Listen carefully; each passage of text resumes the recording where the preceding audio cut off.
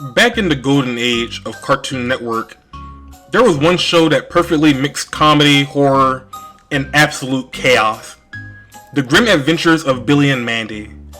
But what if I told you that this darkly hilarious series had a spin-off and almost became its own thing?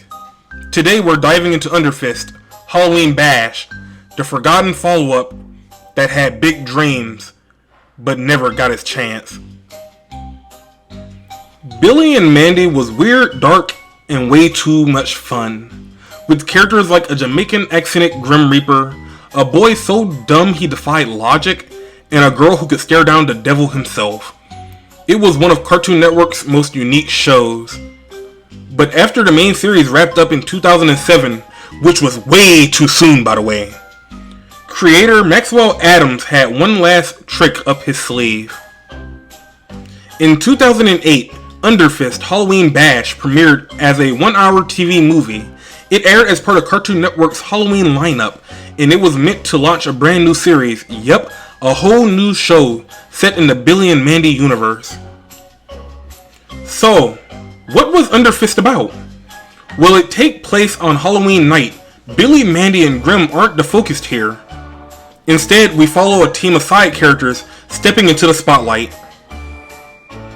Irwin, the nerdy, awkward, half mummy, half vampire kid trying to prove he's brave. Has Delgado, my personal favorite character, the over-the-top macho monster hunter. Jeff the Spider, another personal favorite. There's really not a character in this series that I dislike, honestly. Billy's sensitive, 8-legged son. Fred Fredburger. If you know about this guy, you know about this guy. You're goated if you know about Fred Fredburger. Everyone's favorite frozen yogurt loving weirdo. And General Scar, a grumpy ex-villain just trying to keep his lawn in order. When candy-loving monsters called the Pumpkinheads start invading Innsville, these unlikely heroes team up to stop the evil witch, Crudgy Blaya. I'm gonna call her Crudge for the rest of the video, because I refuse. And her monstrous army. It's part Halloween special, part superhero parody, and full-on chaos in the best way. Underfist didn't just carry over the humor of Billy and Mandy, it cranked it up tenfold. The animation style was cleaner and more dynamic, the action was actually impressive, and the characters somehow even goofier. But as its core, it was still very Billy and Mandy. Dark humor, gross out gags, and characters who were somehow likable despite being terrible to each other. And for the first time, Irwin got a real character arc. He goes from cowardly comic relief to a surprisingly competent hero. Kind of. In his own awkward way. Now here's the weird part. Underfist was meant to be the pilot for a full-on spin-off series.